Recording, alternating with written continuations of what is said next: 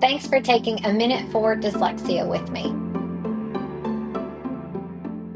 Does the kind of instruction really matter when it comes to dyslexia? Are all phonics programs the same? Well, they're not, and I'd like to take a minute and explain why. But let's do a little history lesson first. You might hear or see on the internet as you start researching dyslexia that the best kind of instruction is called Orton-Gillingham.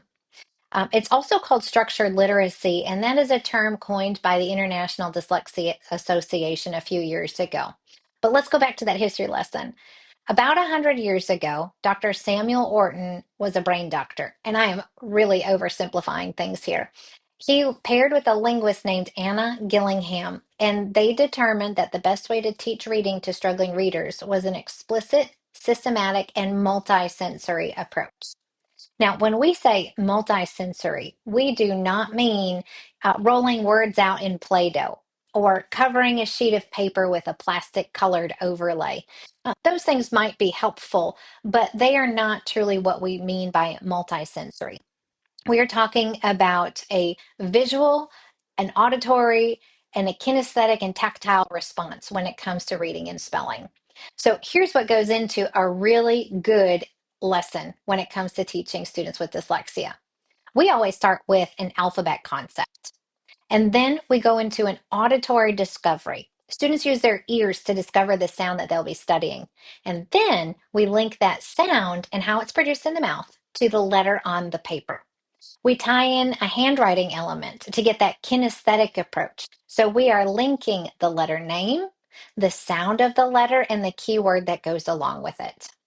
A good lesson for phonics instruction also has a component of what we call instant words.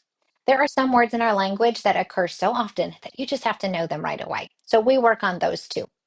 There's a component that we need to work on that develops automaticity, being able to quickly recognize and read words. And then we need to work on accuracy as well.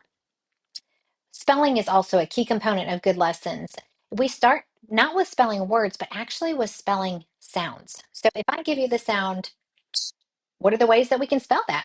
Well, we can use CH, or in the final position, we can use TCH and also CH. Students become an expert in what letters and letter combinations can be used where in a word. A good lesson also has some phonemic awareness development. You're probably seeing that term around too, phonemic awareness. Those are the little bitty units of sound that we produce when we speak. And students need to be able to discriminate among them and manipulate them. And then finally, spelling is a key component. We work on spelling words, and our instruction is very explicit. For example, I love this spelling rule. If you hear a consonant sound and then you hear final ch, use ch. But if you hear a short vowel sound and then you hear final ch, use tch. So we give students the tools that they need in order to become confident and accurate spellers. So when you hear Orton Gillingham, those are the components of a good lesson. To find out more about dyslexia, we've got lots of information on our website. Check us out there.